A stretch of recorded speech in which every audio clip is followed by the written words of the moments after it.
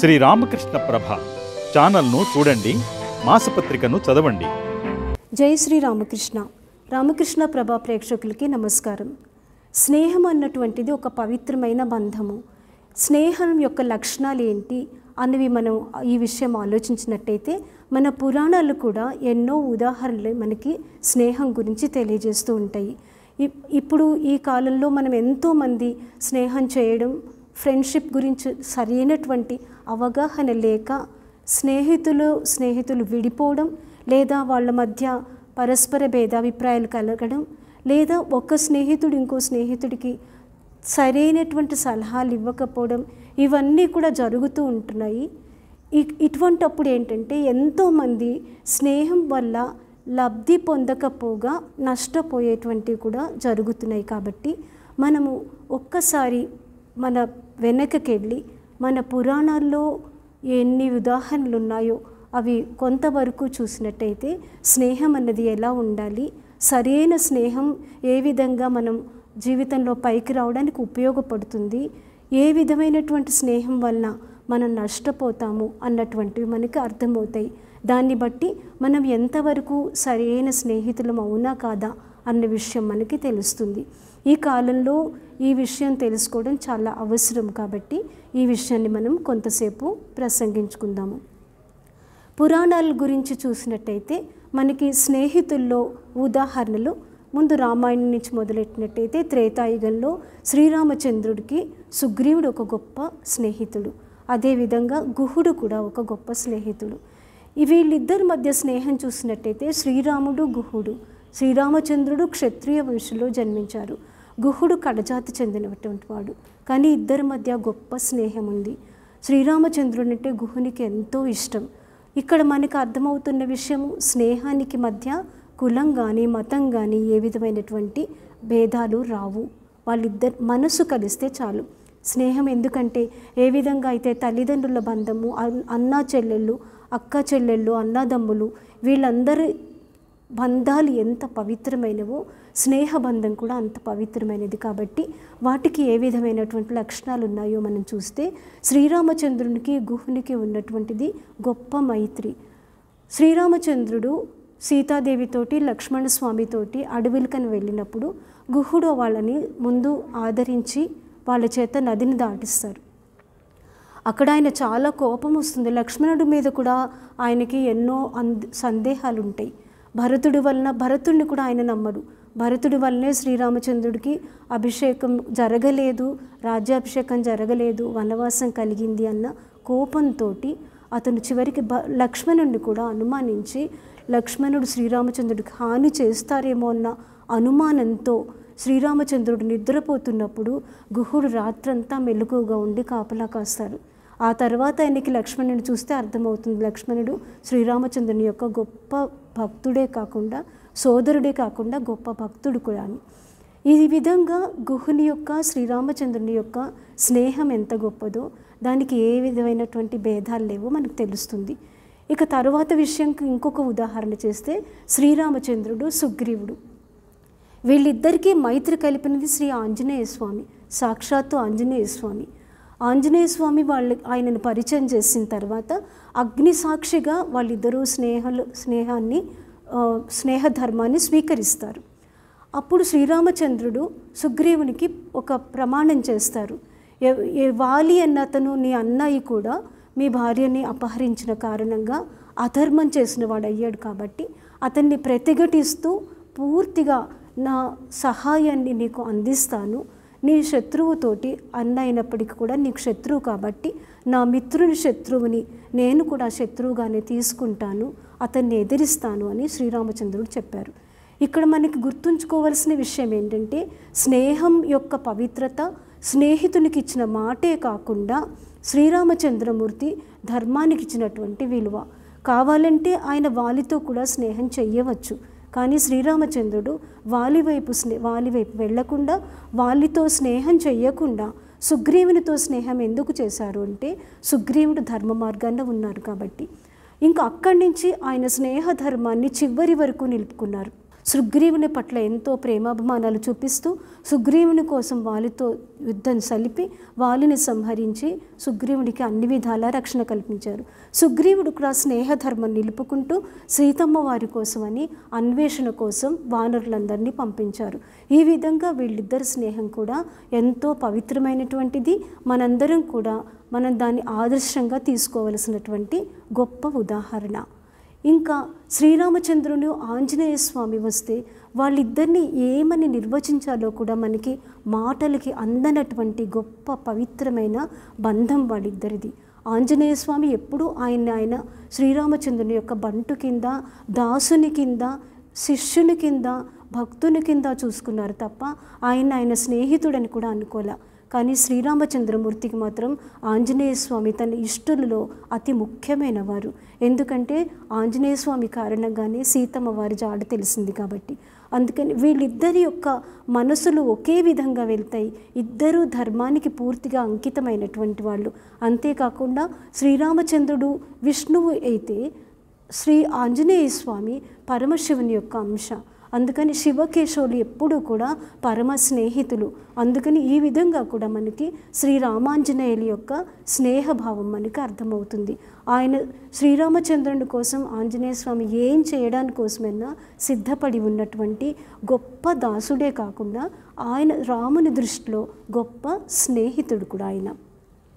ఇక ద్వాపర యుగంకి వచ్చి చూసినట్టయితే ద్వాపర యుగంలో గొప్ప ఉదాహరణ మనకి కృష్ణ పరమాత్మ కుచేలుడు, సుధాముడు అంటారు. ఆయన పేరు సుధాముడు.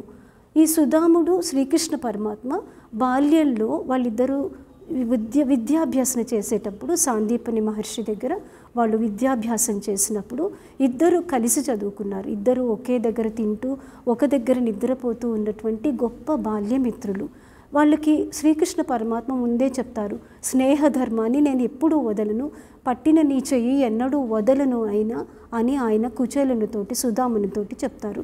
ఆ తర్వాత విద్యాభ్యాసం పూర్తి అయ్యాక ఎవరి మట్టుకు వాళ్ళు వెళ్ళిపోవడం, శ్రీకృష్ణ పరమాత్మ ద్వారకలో ఆయన గొప్ప రాజుగా ఉన్నప్పుడు ఈ కుచేలుడు మాత్రం, సుధాముడు మాత్రం కటిక పేదవాడే ఎంతో దారిద్ర్యాన్ని అనుభవిస్తూ ఉండడం జరుగుతుంది. ఈ సుధాముడు ఎంత దారిద్ర్యాన్ని అనుభవిస్తున్నా కూడా ఆయన ఎన్నడూ ధర్మాన్ని వదలలేదు, కృష్ణ పరమాత్మని యొక్క స్మరణని కూడా వదిలిపెట్టలేదు. ఆయనకి ముందే తెలుసు కృష్ణ పరమాత్మ సాక్షాత్తు పరమాత్మయేని, భగవంతుడేనని. ఆయన్ని సదా స్మరిస్తూ ఉండేవారు. కానీ ఏనాడు ఆయన కోరిక కోరలేదు. అంటే ఆయన యొక్క స్నేహంలో ఏ విధమైనటువంటి ఒక ఫలితం కోరినటువంటి ప్రేమ కాదది. అది నిష్కామమైనటువంటి స్నేహభావము. నిజమైనటువంటి స్నేహంలో ఒక కోరిక అన్నది నా మీద ఇష్టం ఉందా లేదా అని పరీక్షించేటువంటివి ఏవీ జరగవు. ఇది కుచేలుని యొక్క శ్రీకృష్ణ పరమాత్మ యొక్క స్నేహంతో మనకు అర్థమయ్యేటువంటి విషయం. ఎంత కటిక దారిద్ర్యాన్ని అనుభవిస్తున్నప్పటికీ కూడా, భార్యా బిడ్డలు ఎంతో బాధపడుతున్నప్పటికీ కూడా ఆయన కృష్ణ పరమాత్మ దగ్గరికి సహాయం కోసమని వెళ్ళరు. ఎందుకంటే ఆయన పవిత్రమైన స్నేహంలో కోరికలు అన్నటువంటివి లేవు. నిస్వార్థత తప్ప, నిస్వార్థమైన ప్రేమ తప్ప కుచేలుని యొక్క కృష్ణ ప్రేమలో, కృష్ణ స్నేహంలో ఆయనకు అవేవీ లేవు. అయితే ఆయన భార్య మాత్రం చెప్తుంది, మీ ప్రియ చిన్ననాటి స్నేహితుడే కదా, ఒక్కసారి వెళ్తే నష్టమే ఉంది, మనకు ఆయన వల్ల మన పిల్లలైనా బాగుపడతారు కదా అని భార్య ఎన్నో రకాలుగా చెప్పిన తర్వాత అప్పుడు కుచేలుడు నిర్ణయం చేసుకుంటారు కృష్ణ పరమాత్మ దగ్గరికి వెళ్ళడానికి. అయితే కృష్ణ పరమాత్మకి ఇవ్వడానికి ఆయన దగ్గర ఏమీ ఉండవు. కానీ ఆయన భార్య గుర్తు చేసి ఒక అటుకులు కొద్దిగా ఉన్నాయని ఆ అటుకుల్ని ఒక మూటలో కట్టి, అది కూడా పాతదైనటువంటి చీర యొక్క అంగవస్త్రంలో కట్టి, అంగవస్త్రంలో జాగ్రత్తగా దాన్ని మూట కట్టి కుచేలునికి ఇచ్చి కృష్ణ పరమాత్మ దగ్గరికి పంపుతుంది.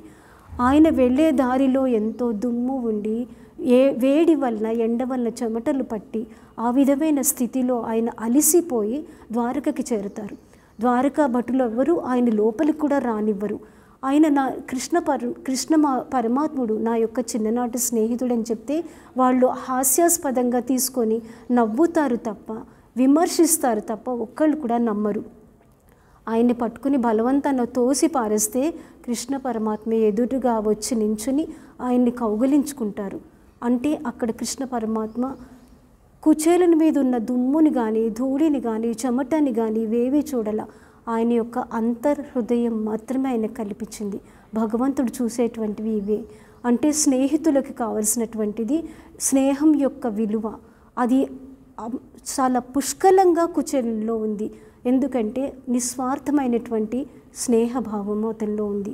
అందుకని కృష్ణ పరమాత్మ ఆయన హృదయానికి అత్తుకుని గొప్ప ఒక గెస్ట్ కింద, అతిథి కింద ఆయన లోపలికి తీసుకెళ్ళి కూర్చోపెట్టి సింహాసనం మీద, ఆయన కూర్చునేటువంటి సింహాసనం మీద కూర్చోపెట్టి ఆయన సమస్తమైనటువంటి శుశ్రూష కింద, సేవ కింద చేశారు. ఆయన పాదాలు కడిగి ఆ పాదాల యొక్క నీటిని ఆయన శిరస్సును దాల్చారు.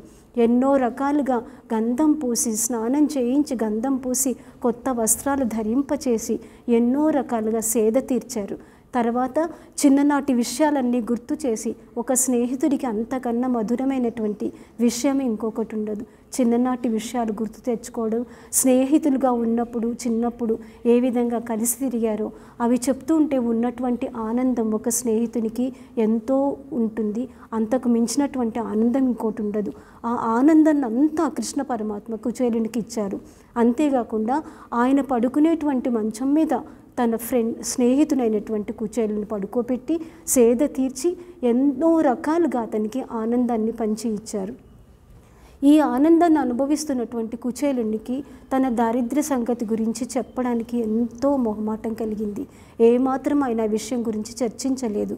అయితే ఇక్కడ ఏమైందంటే, ఆయన చెప్పకపోయినా కృష్ణ పరమాత్మకి తెలుసు ఈ విషయము. ఆయన ఇచ్చినటువంటి నా కోసం ఏం తెచ్చావు అని చెప్పి ఆ మూట ఇప్పి దాంట్లో ఉన్నటువంటి అటుకులు ఆయన స్వీకరిస్తారు. ఒక గుప్పెడు తీసుకోవడంతో ఆయన ఎంతో తృప్తి పొంది, ఇటువంటి అటుకులు నేను ఇంతకుముందు ఎప్పుడూ చిన్ననాటి సమయంలో తప్ప తర్వాత నేను తినలేదు, నాకు చాలా ఆనందం కలిగించావని చెప్పి ఎంతో ఇష్టంతో తింటారు. అంతకన్నా ఆనందం ఒక స్నేహితుడికి ఉంటుందా?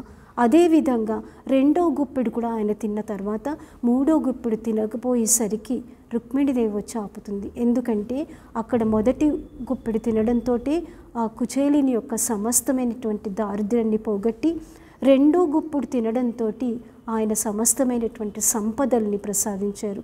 ఇక మూడోది కూడా తిన్నట్టయితే కృష్ణ పరమాత్మ తన పూర్తి బంధువులతోటి, భార్యలతోటి కలిసి కుచేలుని దగ్గరికి వెళ్ళిపోవలసినటువంటి పరిస్థితి వస్తుందని గ్రహించినటువంటి లక్ష్మీదేవి అంశ అయిన అవతారమైన రుక్మిణీమాత ఆయన్ని ఆపుతారు.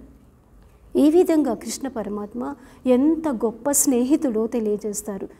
అయితే మనకి కృష్ణ కుచేల స్నేహం విషయానికి వస్తే మనకు అర్థమైనటువంటి విషయము, ఇంతకు మించిన గొప్ప ఆదర్శమైనటువంటి స్నేహం ఉండదని తెలుస్తుంది. భగవంతుడు ఆయన కృష్ణుడు అవతారంగా వచ్చినప్పుడు కేవలం దేవుళ్లాగా కాకుండా ఆయన భక్తుల పట్ల వాత్సల్యం చూపించేవారు మాత్రమే కాకుండా ఒక గొప్ప స్నేహితుడు అన్నవాడు ఎలా ఉండాలి అని మనకి అందరికీ ఆదర్శనీయంగా నిలిచారు శ్రీకృష్ణ పరమాత్మ. ఇంకొక ఉదాహరణ కృష్ణుడు, అర్జునుడు. వీళ్ళిద్దరూ నరనారాయణుల యొక్క అవతారం. ఎన్నోసార్లు నిజానికి వరుసకి బావ అయినప్పటికీ కూడా వాళ్ళు ఎప్పుడూ స్నేహితుల్లాగే ఉండేవాళ్ళు. ఈ కృష్ణ అర్జునుల యొక్క స్నేహాన్ని మనం దుర్యోధన కర్ణుల యొక్క స్నేహాన్ని పోల్చి చూసినట్టయితే కృష్ణార్జునుల స్నేహం అన్నది ఏ విధంగా పూర్తిగా ఒక పాజిటివ్గా వెళ్తుందో, అంటే మనిషి ఎదగడానికి ఉపయోగపడుతుందో, నాశనం కాకుండా కాపాడుతుందో అన్నదానికి ఇది ఉదాహరణ అయితే, ఆదర్శమైతే, దుర్యోధనుని యొక్క కర్ణుని యొక్క స్నేహము మనిషి నాశనానికి ఏ విధంగా దోహదమవుతుందో తెలుస్తుంది. ఈ రెండు ఉదాహరణలే మనము పక్కన చూసి వివరంగా చూద్దాము. దుర్యోధనుడు కర్ణుడికి ఎప్పుడైతే కర్ణుడు తన యొక్క విలువిద్య ప్రదర్శన చేయడానికి వచ్చినప్పుడు అందరూ కూడా క్షత్రియులకి తప్ప, రాజులుగా ఉన్న వాళ్ళకి తప్ప ప్రదర్శన చేయడానికి అర్హత లేదు అని చెప్తారు. కర్ణుడి దగ్గర ఎంతో విలువిద్య సంపద ఉంది, అతను అది చూపించడానికే వస్తారు. కానీ మిగిలిన వాళ్ళందరూ, ద్రోణాచార్యుడు మిగిలిన వాళ్ళందరూ దానికి అంగీకరించరు. ఎందుకంటే అతడికి రాజ్యాధికారం లేదు, రాజు కాదు, కాబట్టి ఆయనకి అర్హత లేదు అని. ఎప్పుడైతే ఇది వచ్చిందో వెంటనే దుర్యోధనుడు అతనికి అర్థమవుతుంది, అర్జునుడికి ఎదురుగా నిలిచి పోరాడగలిగేటువంటి శక్తి కర్ణుడికి ఉంది. కాబట్టి ఈ కర్ణుడిని మనం స్నేహితుడిగా తీసుకున్నట్టయితే పాండవుల మీద మనం గెలుపు పొందడానికి అవకాశం ఉంది అనేటువంటి ఒక స్వార్థ చింతనతోటి వెంటనే దుర్యోధనుడు కర్ణుడికి ఒక రాజ్యాన్ని ఇచ్చేస్తారు, అంగరాజు కింద తయారు చేస్తారు. ఈ విధంగా చేయడం వల్ల ఏమవుతుందంటే కర్ణుడికి అక్కడి నుంచి విపరీతమైన ప్రేమ దుర్యోధనుడి మీద కలుగుతుంది, స్నేహం పెరుగుతుంది. వీళ్ళిద్దరు స్నేహం మనకి ఏమాత్రం సందేహం లేదు, గొప్ప స్నేహబంధమే ఇది కూడా. కానీ ప్రతి దగ్గర కూడా కర్ణుడికి దుర్యోధనుడు చేస్తున్నది అధర్మమని తెలుసు. ఎంత తెలిసినా కూడా ఆయన అతన్ని సమాధానపరచడానికి కానీ తప్పు త్రోవలో వెళ్తున్నావు మిత్రమా, ఇది చెయ్యకూడదు అని చెప్పాలని ఏమాత్రం అతనికి అనిపించలేదు. ఎందుకు అనిపించలేదంటే, అరే నాకు ఇంత ఉద్యోగాన్ని, ఇంత గొప్ప రాజ్య పదవిని ఇచ్చారు, రాజుని చేశారు, నలుగురిలో నా విలువిద్య ప్రదర్శింపచేసేటువంటి అర్హతను నాకు ఇచ్చారు, ఇటువంటి అతనికి వ్యతిరేకించడం సరైనటువంటిది కాదు, అతని తప్పు పట్టడానికి నాకు అర్హత లేదు, అతను నాకు గొప్ప స్నేహితుడు, అంతేకాకుండా చెప్పినట్టయితే అతను ఏమైనా అనుకుంటాడేమో, ఇటువంటి వివిధ రకాలైనటువంటి సందేహాలు అతనిలో కలిగి ఎంత అధర్మంలో అతను వెళ్తున్నాడని తెలిసి కూడా అధర్మం పక్షంలోనే కర్ణుడు నిలిచిపోయాడు. చివరికి అతను పాండవుల్లో పెద్దవాడు, కుంతీదేవి యొక్క మొదటి కొడుకు అని తెలిసిన తర్వాత కూడా శ్రీకృష్ణ పరమాత్మ వచ్చి, నువ్వు పాండవుల్లో అగ్రజుడివి, వచ్చేసేయి, నిన్ను మీ 5 సోదరులు నిన్ను కొలుచుకుంటారు, ఎంతో గొప్పగా నిన్ను చూస్తారని చెప్పినా కూడా కర్ణుడు దానికి ఒప్పుకోడు. ఇది ఒక రకంగా స్నేహ ధర్మాన్ని నిలుపుకున్నాడని మనం తప్పకుండా అతన్ని గౌరవించవలసిందే, దానికి మెచ్చుకోవలసిందే. కానీ అధర్మ పక్షాన్ని చేరడం వలన అతను నాశనం అవ్వడమే కాకుండా దుర్యోధనుడు కూడా ధర్మయుతమైనటువంటి పాండవులకి వ్యతిరేకించడానికి కూడా కర్ణుడు చాలా మటుకు కారణమయ్యాడు. ఈ విధంగా అధర్మ పక్షంలో చేరి ధర్మానికి వ్యతిరేకంగా పోరాడాడు కర్ణుడు. ఈ విధంగా దుర్యోధనుడిని కూడా ఆయన పూర్తిగా అన్ని విధాల సహకారం చేస్తూ ధర్మానికి వ్యతిరేకంగా ఉండడానికి, ధర్మానికి వ్యతిరేకంగా పోరాడడానికి పరిపూర్ణంగా ఆయన తన యొక్క శక్తిని, ఉత్సాహాన్ని అన్నిటినీ కూడా చూపించి ప్రోత్సాహం చేశాడు. ఇక మనము కృష్ణార్జునుల ఉదాహరణకు వచ్చినట్టయితే వీళ్ళిద్దరిది కూడా గొప్ప స్నేహం. ఇక్కడ పూర్తిగా ధర్మయుతమైనటువంటి ధర్మ మార్గంలో ఉన్నటువంటి పాండవులు ఎన్నో రకాలుగా బాధలు పడి ఈ కురుక్షేత్ర యుద్ధానికి వచ్చిన తర్వాత ధర్మరాజు సైతం అందరూ కూడా యుద్ధం చేయడానికి, కౌరవులతో యుద్ధం చేయడానికి సిద్ధపడినప్పుడు ఆఖరి నిమిషంలో అర్జునుడికి ఈ యుద్ధం చేయడం సరి అయినటువంటిది కాదనిపించింది. చేస్తున్నది ధర్మయుద్ధము, అధర్మానికి ఎదురుగా నిలిచి అధర్మాన్ని ధిక్కరిస్తూ చేసేటువంటి పోరాటం కృష్ణ పరమాత్మ యొక్క ఆయన యొక్క సలహాతో, ఆయన యొక్క సహకారంతో చేసేటువంటి ధర్మయుద్ధం అయినప్పటికీ కూడా అర్జునుడు మోహానికి లోనే యుద్ధం చేయనని కూర్చున్నాడు. అప్పుడు శ్రీకృష్ణ పరమాత్మ తన స్నేహధర్మాన్ని నిలుపుకుంటూ అధర్మం పట్ల ఎప్పుడూ కూడా ధర్మం గెలవాలని, అధర్మాన్ని ఎదిరించాలని చెప్పి అతన్ని సరి అయినటువంటి మార్గంలో నిలిపి ధర్మయుతమైనటువంటి యుద్ధం చేయించి చివరి వరకు ఆయనతో పాటు నిలిచి ధర్మయుతమైనటువంటి యుద్ధాన్ని పోరాడించి ధర్మాన్ని గెలిపించారు. అంటే ఇక్కడ కృష్ణుడు చేసినటువంటిది, కర్ణుడు చేసినటువంటివి చూస్తే కర్ణుడు చేసినటువంటిది పూర్తిగా అధర్మం వైపు ఉంటూ అధర్మమైనటువంటి సలహాలు ఇచ్చుకుంటూ పూర్తిగా దుర్యోధనుడు నాశనం అవ్వడానికి కారణమైతే, కృష్ణ పరమాత్మ ధర్మయుతమైన సలహాలు ఇస్తూ ధర్మాన్ని పూర్తిగా ఆయన సహకరిస్తూ ధర్మాన్ని ప్రోత్సహిస్తూ అధర్మంపై యుద్ధాన్ని చేస్తూ అర్జునుడిని ఉన్నతికి తీసుకెళ్లారు. ఈ విధంగా కృష్ణ పరమాత్మ యొక్క స్నేహం ఉన్నతికి దారితీస్తే కర్ణుడి యొక్క స్నేహం అధోగతికి దారితీసింది. అందుకని స్నేహం గొప్పదైనప్పటికీ కూడా మనం ఎటువంటి వాళ్ళతోటి స్నేహం చెయ్యాలి అన్నది చాలా ముఖ్యం. అందుకని ఈ కాలంలో ఈ ఉదాహరణలన్నింటినీ కూడా మనం మనసులో పెట్టుకొని ఎటువంటి స్నేహం చేయాలి, స్నేహితులుగా ఉన్నప్పుడు మన ధర్మం ఏంటి అని చాలా గుర్తుపెట్టుకొని friend in need is a friend in deed అన్నటువంటిది గుర్తుపెట్టుకుని అవసరాల్లో ఉన్నటువంటి ఫ్రెండ్కి స్ఫూర్తిగా మన సహకారాన్ని ఇస్తూ, అంతేకాకుండా వాళ్ళు ఒకవేళ తప్పు చేస్తున్నట్టయితే వాళ్ళు చేస్తున్నటువంటిది తప్పు అని హెచ్చరించాల్సిన బాధ్యత కూడా తల్లిదండ్రులకి ఎంతగా ఉందో ఒక స్నేహితుడు కూడా అంతగానూ ఉంది. అది మనం చెయ్యకపోయినట్టయితే మనం స్నేహితులుగా మనం తగిన వాళ్ళం కాదు. ఎందుకంటే స్నేహధర్మంలో మనం మన స్నేహితులు పడిపోకుండా, జారిపోకుండా, ధర్మంలోంచి జారిపోకుండా చూడవలసినటువంటిది, తప్పుత్రోవ పట్టకుండా చూడవలసినటువంటి బాధ్యత ప్రతి స్నేహితుడికి ఉంటుంది. అందుకని ఇది గుర్తుపెట్టుకుని మనం పురాణాల్లో చూసినటువంటి వివిధమైన ఉదాహరణల ద్వారా మనం ఏ విధంగా స్నేహితులుగా ఉండాలి, ఏ విధంగా మన స్నేహితులు కూడా ఉద్ధరింపబడాలో అన్నది మనం మనసులో పెట్టుకుని మన స్నేహధర్మాన్ని ఆచరిస్తున్నట్టయితే గొప్ప స్నేహితులుగా ఉండి మన స్నేహితుల్ని కూడా పైకి తీసుకొచ్చిన వాళ్ళం అవుతాము. జై శ్రీ రామకృష్ణ.